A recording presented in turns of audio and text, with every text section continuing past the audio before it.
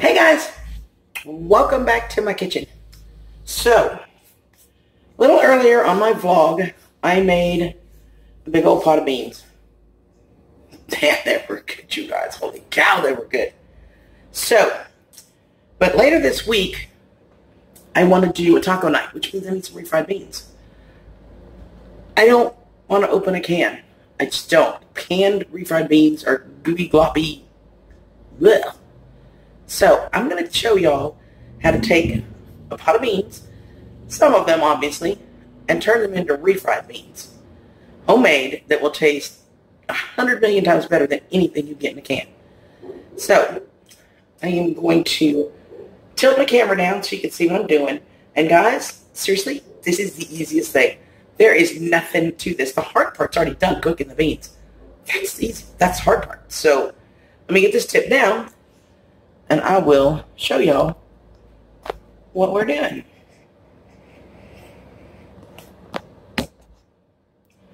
Alright, I think y'all can see the pan. Okay. You don't need to see me anyway. So, what I got is a little bit of olive oil. You don't need much. I just want a little tiny bit to coat the bottom of the pan. I'm going to turn my flame on medium-low, somewhere in there. And I literally, guys, you can see very, very little oil in here. I just really want to coat the bottom of the pan. Oh, there it is.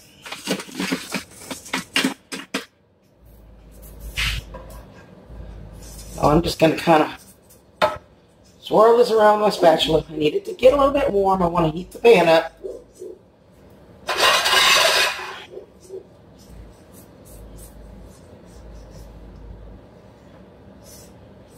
And as you guys can see, very little oil. Okay?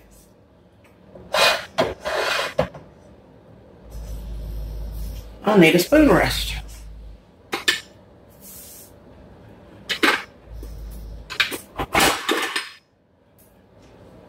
So my neighbors that moved in next door discovered that they have a black and white pig. She looks really young. Her name is Bella. She looks really young. Bo is excited. Just what I need. But it is what it is, right? Alright.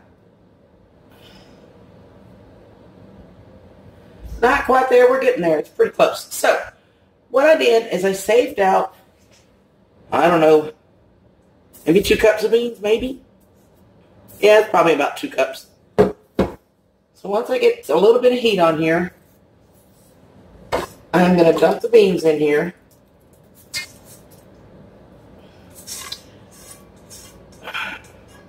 And this thing is really super easy to adjust larger or smaller batches. You know, if you don't need as much as I'm making, I'm going to freeze some of these, which is why I'm making quite a few. For me. For a family of, you know, three or 4, this is probably 1 meal. For just me, probably 2 meals and a little bit for the boys. 3 meals for me and a little bit for the boys, because they both love them. So, once you got them all in here, you're going to take just a dab, and I mean a dab, of Worcestershire. That was about 4 drops. That's all you need. Go ahead and mix it in. Now, because you've cooked these beans before, these are already extremely well spiced. They don't need any more spices. I put the Worcestershire in here because it gives it a little bit of a smoky taste, which I love in my in refrieds. And as you can see, it wasn't much. Now, you got them all in here. Tools of the trade. Potato masher. Now, how much do you mash? Well, it depends. You like your refried beans with chunks in it, or do you like them really smooth and creamy? Do you like them super smooth and creamy? Keep mashing. Like I'm super chunky, barely mash. I'm kind of in the middle somewhere.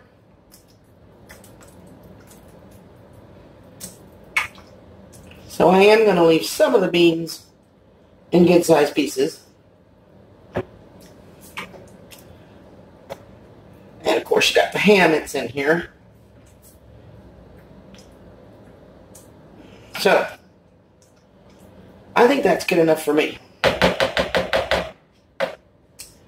So, all there's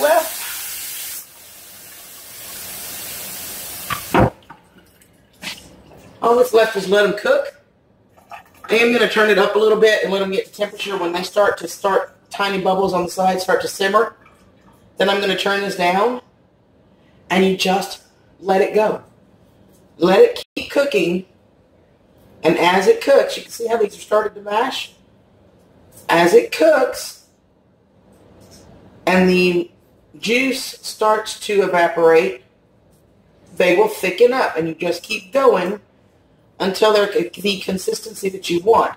And as they're going, if you think that that's not quite enough mashed up, you want it a little bit more, just keep mashing it. Do them in stages until you get to where it's a consistency. Once you do them a few times, you'll already know. Yeah, I'm thinking these need a little bit more mashing for me because I didn't quite get them as mashed as I wanted. Now, if you had an immersion blender, you could do this pretty quick, but be very careful because you'll turn it into a puree real quick if you ain't careful.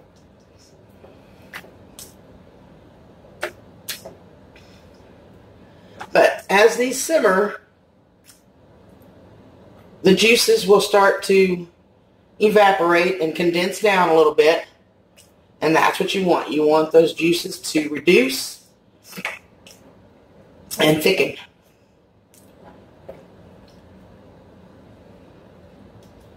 So yeah, that's about right for me, guys. Let's see if I can.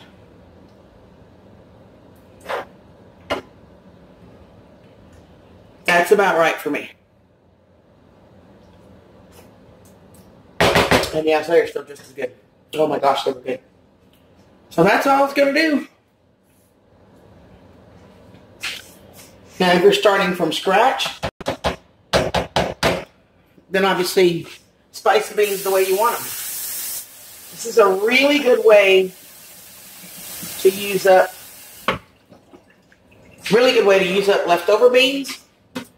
If you keep going with these, you can end up with a bean paste that is incredible for thickening soups and stews. You would just keep going until it's almost no liquid at all. Just let it keep reducing until literally there's just no liquid. Then you have a bean paste, and oh, that is great for thickening soups and stews. So you just got to keep stirring this occasionally. You got to watch it. You don't want it to burn. So this is going to take a bit. I will come back and I'll let you know how long it takes. I'm assuming because it's going to go low and slow, 15 to 20 minutes, but I'll let you know for sure when we get back and they're done. So, see you in a little bit.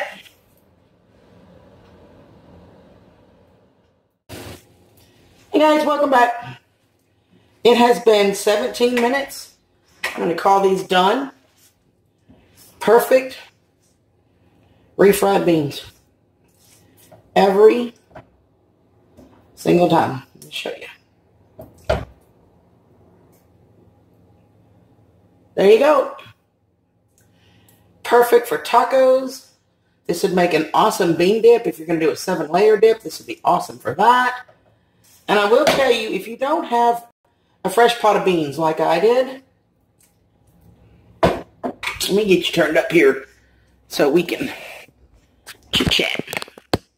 Hey guys, so if you don't have a fresh pot of beans like I did, you can do this with canned beans if you have a can of Pintos. But if you do that, seriously, those don't have the flavoring. So you're going to want to drain them and rinse them. Then put in a little bit of water, or you could use a beef broth, would work really good with this too.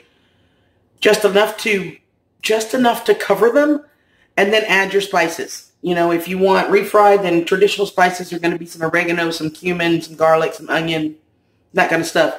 And this is the key to refried. Worcestershire sauce. That's the key to refried, to really good refried beans. So if you're going to use cans, drain them, rinse them. Lift water just enough to cover the bean. Okay, water or beef broth would be really good too, plus your spices and seasonings. And then it's exactly the same process. Use a potato masher, mash them up, and let it cook down and cook down and cook down until most of the liquid is gone. And then you got perfect refried beans, which are totally